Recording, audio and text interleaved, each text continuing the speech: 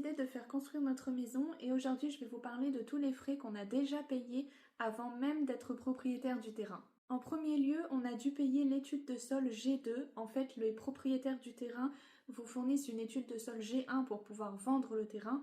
Mais ensuite, c'est à vous de faire une étude de sol G2 à vos frais. On a su dès l'étude de sol G1 qu'il y avait beaucoup d'argile sur notre terrain, ce qui est tout à fait normal pour la région. Vous avez aussi des informations sur les risques d'inondation, les risques sismiques. Et l'étude de sol G2, elle est vraiment basée sur les plans que vous aurez définis avec le constructeur. Du coup, l'entreprise qui va venir faire l'étude de sol va vraiment creuser plus profondément et analyser le sol plus en détail, là où vous allez implanter votre maison. C'est cette étude de sol qui va déterminer s'il vous faut notamment des pieux dans vos fondations, ce qui coûte beaucoup plus cher au niveau des fondations et qu'il faut savoir bien en amont avant de signer le contrat de construction, puisque ça détermine clairement la suite de votre projet si vous devez mettre des pieux ou pas. On savait que notre voisin avait un sol pleureur qui est magnifique, mais l'étude de sol G2 a déterminé que les racines étaient un risque de venir sous la maison, là où on allait implanter notre maison, et donc l'étude de sol nous a recommandé de mettre un mur dans le sol pour empêcher les racines de se prolonger, et donc c'est un coût supplémentaire à intégrer dans notre budget. Cette étude de sol G2, elle nous a coûté 1680 €.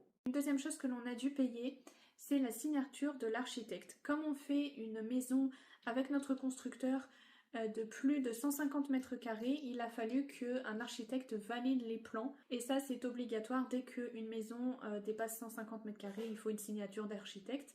Et ça nous a coûté 2280 €, je crois. 2200 sûr. Enfin, la dernière chose que l'on a dû payer, c'était l'indemnité d'immobilisation auprès du notaire, en plus des frais de notaire pour signer le compromis de vente. Cette indemnité d'immobilisation, qu'on peut traduire par dépôt de garantie, c'est une certaine somme que vous donnez au notaire qu'il garde sur ses comptes jusqu'à la vente ou jusqu'à notre rétractation. Ça garantit en fait de votre bonne foi auprès du propriétaire actuel du terrain, qu'il ne s'engage, parce que lui il bloque le terrain dans ce laps de temps, il ne peut pas le vendre à quelqu'un d'autre et c'est pour ça qu'on paye en quelque sorte une protection, mais que lui soit rassuré, puisque si on se rétracte pour des raisons hors des conditions suspensives qui sont définies dans le compromis de vente, on doit payer une certaine somme au propriétaire. Nous, ça c'est à peu près 10% du prix du terrain que l'on devra payer. On a dû verser la moitié